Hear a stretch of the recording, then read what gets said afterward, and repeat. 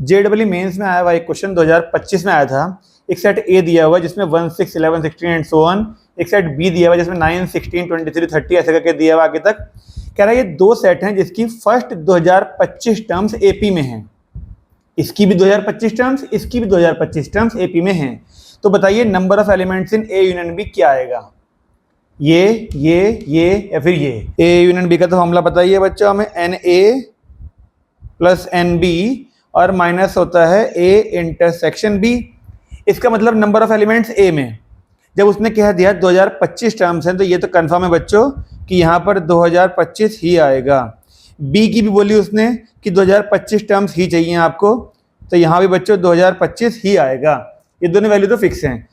ये सारा का सारा क्वेश्चन जिसकी वजह से जेडब्ल्यू में आया वो है बच्चों ए इंटरसेक्शन बी, यानी इन दोनों सेट में कॉमन। तो चलो चेक करें। देखो बच्चों इसमें जो कॉमन है वैल्यू 16 दिख रही है, ये देखिए, और यहाँ पर भी है 16।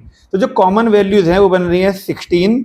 ऐसे अगली टर्म आएगी बच्चों 51, आप लोग कैलकुलेट करेंगे, अगली आएगी 86 एंड सो ऑन। उसके लिए अगर मैं यहाँ पे आपसे कहूँ कि इसकी लास्ट टर्म कितनी है, यहाँ पर लास्ट टर्म यहाँ पर क्या है और इसमें लास्ट टर्म यहाँ पर क्या है, वो दोनों पता लगाने जरूरी हैं। a plus n minus 1 into d, जिसमें a हो जाएगा 1 प्लस n है हमारा 2025, ठीक है ना। तो 2024 इंटू डी, डी है हमारा 5, 10121। यहाँ पर लास्ट वैल्यू बच्चों ये है, ठीक है। ऐसे इसकी लास्ट टर्म भी निकालनी पड़ेगी हमको, तो इसकी लास्ट टर्म के लिए भी फॉर्मूला वही होगा a प्लस, अब देखिए यहाँ पर d कितना है 7, 14, 177। देखो एक लास्ट टर्म ये है, एक लास्ट टर्म ये है बच्चों। अब आपको ये समझना है जो आपने ये एपी लगाई थी, इस एपी की जो लास्ट टर्म होगी वो ऑब्वियसली इन दोनों में इसके आगे तो नहीं हो सकती, क्योंकि कॉमन कहाँ से होगी फिर। अगर इसके आगे वाली वैल्यू हुई, ये तो है आगे नो डाउट, लेकिन अगर इसके आगे कोई वैल्यू इसके साथ कॉमन में नहीं आ सकती, तो इतना कंफर्म है कि जो इस एपी की लास्ट टर्म होगी वो इससे पहले होगी या इसके इक्वल होगी।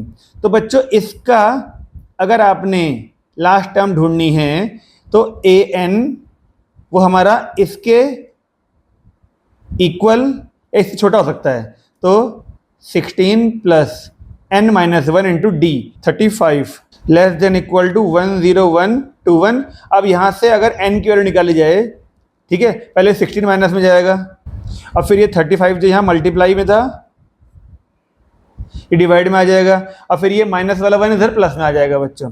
तो n की वैल्यू लेस देन आ रही है 289.71। n यानी कॉमन टर्म्स जो हैं वो 289.71 के इक्वल है, उससे कम है, लेकिन n फ्रैक्शन में तो हो नहीं सकता।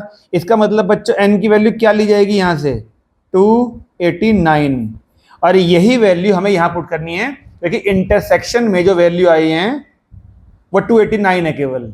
ओके, अब इन दोनों को प्लस करें और इसे माइनस कर दें बच्चों, तो चेक करिए 3761 ही आएगा ए यूनियन बी की वैल्यू। तो फाइनल आंसर बच्चों इसलिए ए वाला सही है। अगर अच्छा लगा हो तो बच्चों वीडियो को लाइक कर दीजिएगा और चैनल को सब्सक्राइब कर लीजिएगा, और बहुत सारी वीडियो जो ऐसे मिलेंगे आपसे। आज के लिए काफी है, नमस्कार।